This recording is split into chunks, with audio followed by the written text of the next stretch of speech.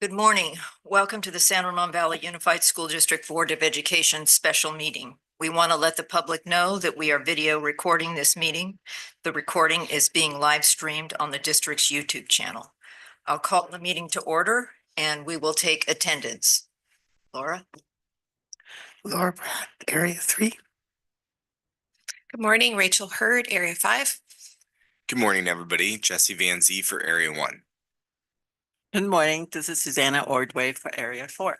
Good morning, Shelley Clark representing Area 2. So now we'll do the Pledge of Allegiance. Please stand. I pledge allegiance to the flag of the United States of America and and to the republic for which it stands, one nation, under God, indivisible, with liberty and justice for all.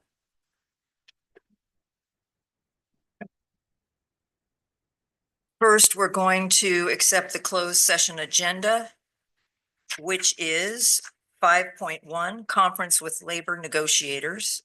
CJ Kamick, Government Code Section 54957.6 subparagraph A, Agency Representative Melanie Jones, Employee Organization Serbia, CSEA, CEIU.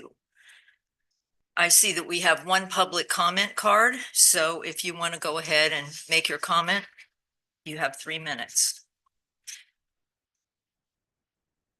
Thank you, trustees. Good morning. My name is Laura Finkel. I'm the president of the San Ramon Valley Education Association. When we go into labor negotiations as your labor partners with management, we go in there with the assumption and with the trust that we'll be given accurate information that allows us to make decisions at the table. This didn't happen last year. No fault of anyone who is present in this room. But that is going to be having lasting impact on our students. And it is contributing to where we are right now with our current budget crisis, which is affecting our negotiations. This is why I'm here speaking to you this morning. Just as it was no fault of anyone in this room, it was also no fault of any of our students or our staff. Surveys, the town halls, even in the Budget Advisory Committee, there was an overriding theme that continued to say, protect our students, especially their class sizes and their mental health services. And yet the majority of the cuts that have been proposed in the budget, approved in the budget reduction plan, targets our kids. We're asking management to exhaust all possible alternatives before going there. At a previous board meeting, you talked about tiering, and this is one of the things that we're asking. Tier your cuts so that the last possible cuts are the ones that directly hit our kids. We're asking you to look at things like line item 5100 and 5800, our over-reliance on outside contractors, and see what is there that we might possibly be able to shift and move into a fund, move into the general fund that protects our kids' services. We're asking that you look at a more accurate use of the funds, not just on the projections, but look at the trends and look at where money has actually been spent and where you might be able to shift. What falls below the line most often? What areas in the budget fall below the line most often, and see where that money might be able to be moved up.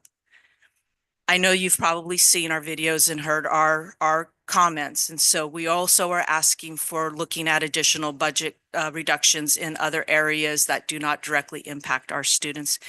And we're also looking at things like a credible plan to increase revenue, especially with the ADA, and just see if there isn't a way to, again, chip away at that $26 million. Might just be one block at a time, but just like every starfish that gets thrown back into the sea, it makes a difference for that one. Thank you. Thank you, Laura. So may I have a motion to accept the closed session agenda? So moved. Seconded. Motion was made by Board Member Hurd and seconded by Board Member Van Zee. Roll call vote. Board Member Pratt. Aye. Board Member Hurd. Aye. Board Member Van Zee. Aye. Board Member Ordway. Aye. Board Member Clark. Aye. Motion passes 5-0. Okay, we will adjourn to closed session and we will not